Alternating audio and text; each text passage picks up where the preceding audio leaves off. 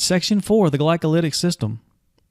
When we look at the glycolytic system, this is where it really starts to get complex when you look at metabolism, because glycolysis, we're just talking about breaking down glucose, where you have, and I guess at this point what we can tell you is we've already mentioned the fact that we can store carbohydrate in the form of glycogen in the muscle cell, and that's kind of how I've drawn it here, just real generically, where you've got this typical cell with glycogen here inside the cell. But you can also bring in glucose, a carbohydrate that's been broken down to glucose from the blood, and you can bring it into that cell. Typically what happens when you go through this process of glycolysis, and there's a lot of different steps, and I don't care that we know every single step, you'll end up with a product called pyruvate. Remember, glucose and glycogen, which are these chains of glucose, glucose is a 6-carbon structure. So what happens through this process of glycolysis is we break down that glucose from a 6-carbon structure, and I don't have it labeled here, but we break it down into 2 3-carbon structures of pyruvate. As we break down glycogen to pyruvate, that process is called glycogenolysis. That process is called glycogenolysis, where we're taking glycogen to pyruvate. And when we talk about this glycolytic system, we often refer to, really high-intensity efforts. And so when that's the case, we don't just stop at this pyruvate molecule. When exercise intensity is really high, we convert these 2 pyruvate molecules to 2 molecules of lactate or lactic acid. And there's a technical difference there, but we take this pyruvate and take it one step further to lactate. And sometimes in certain textbooks, like I know the National Strength and Conditioning Association, they just like to call it the lactic acid system, where you go from glycogen or glucose from the blood to lactate through this process. They just call it the lactic acid system. If it ends up as lactic acid, they call this anaerobic glycolysis. They call it anaerobic glycolysis, where we actually go from glycogen to lactate in this lactic acid system. Sometimes it's called anaerobic glycolysis, even though the whole process is an anaerobic process.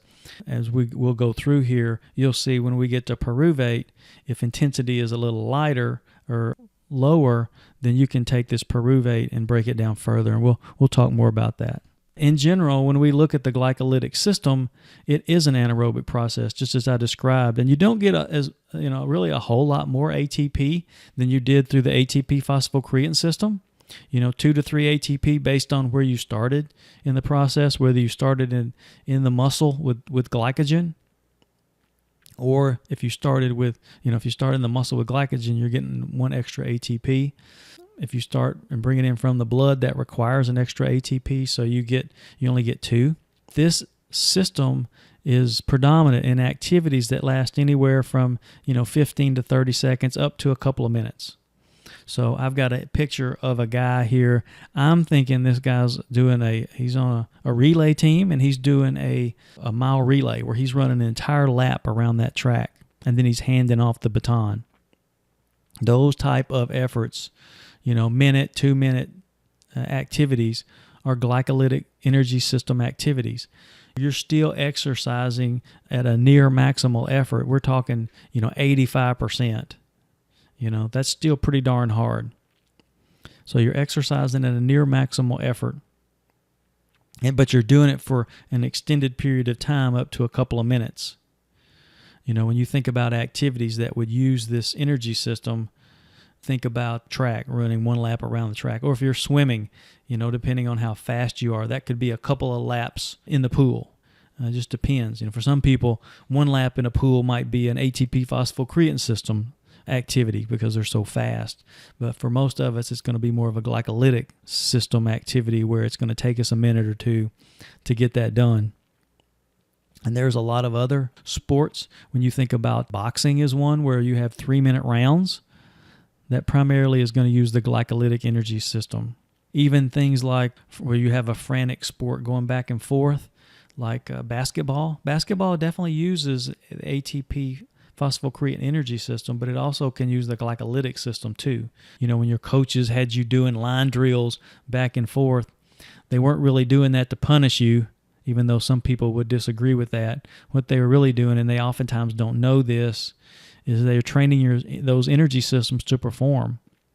And so when you think about doing those line drills, it's going to take you, 30 seconds to a minute or so to do those. And that's the glycolytic energy system. That's that burning sensation that you feel.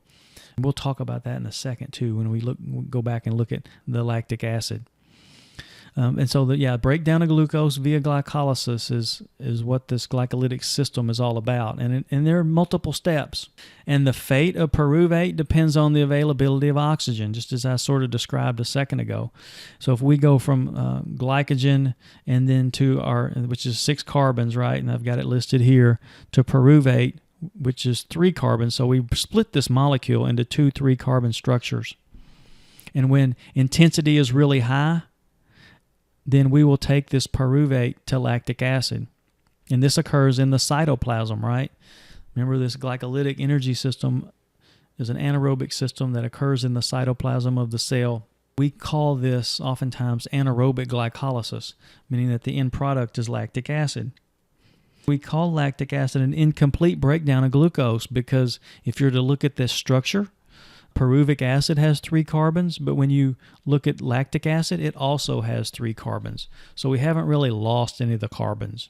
So it's an incomplete breakdown of glucose. Oftentimes people will think that lactic acid, it does get a bad rap. And people think that lactic acid causes that burning sensation in your muscle.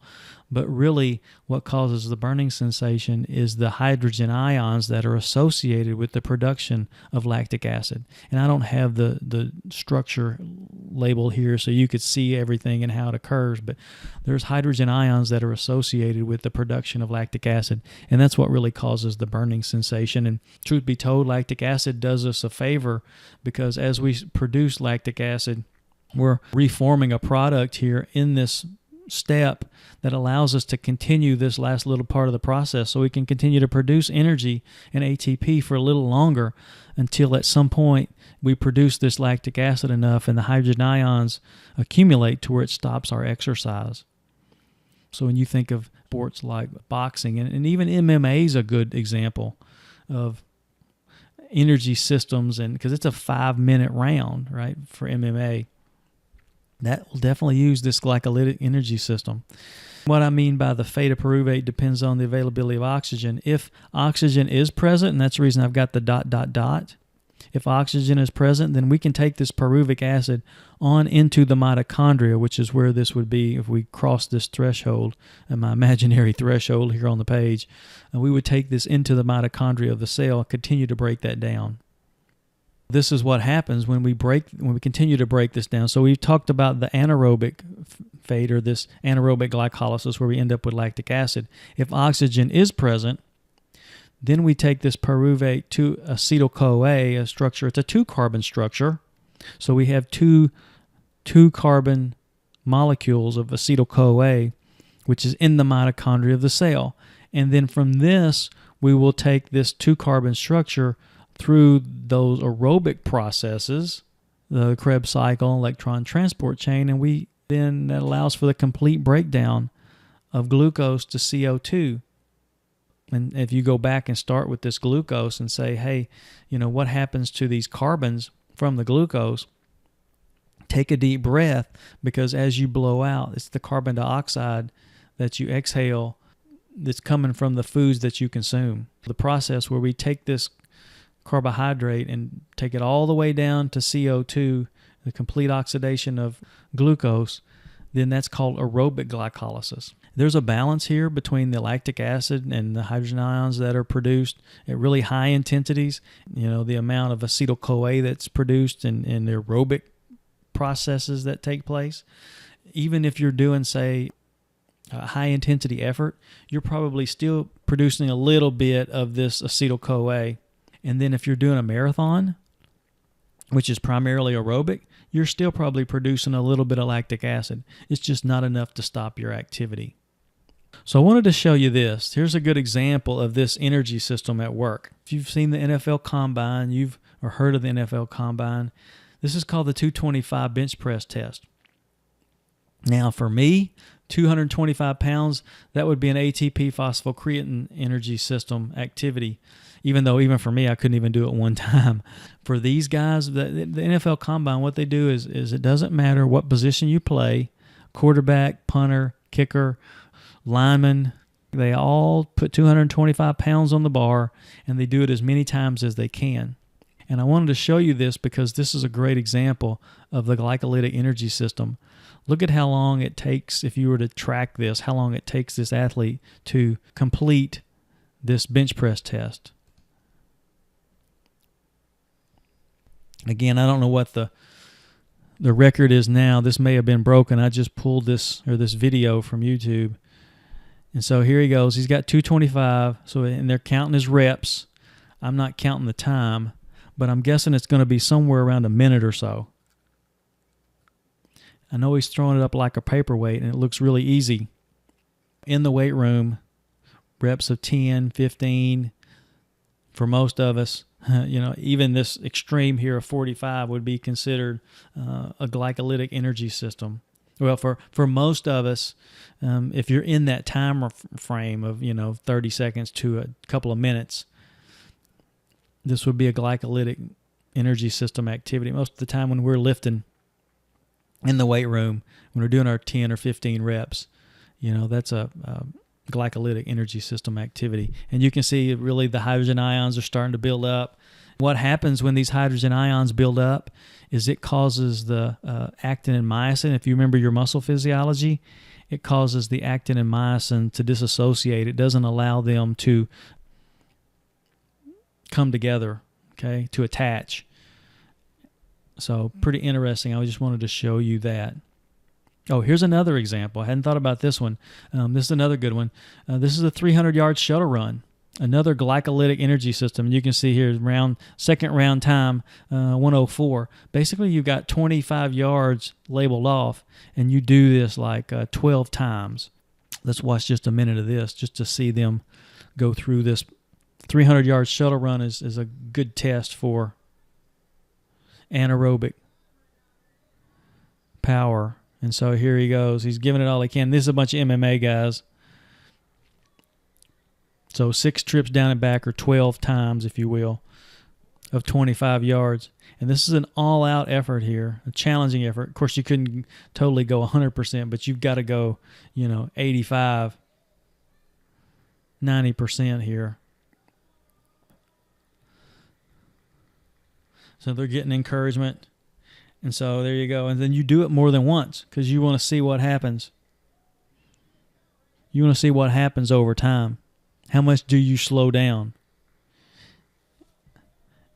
And so that's another example, this 300-yard. Why did he stop? He miscounted. So with that, that finishes up the glycolytic energy system section. When you look at the glycolytic system, we're talking about using carbohydrates for fuel, the only nutrient that can be broken down anaerobically. This is a multi-step process where you start with glycogen or glucose, and you end up with pyruvate, 3-carbon pyruvate molecule, and if intensity is really high, you convert that to lactic acid or lactate, and as part of that, you produce these hydrogen ions that eventually will stop your exercise, like we saw with our weightlifter, as we saw in our bench press test. If intensity is lower and more moderate, then we can take that pyruvate and take it on into the mitochondria, which is what we'll talk about in our next section, looking at the oxidative system.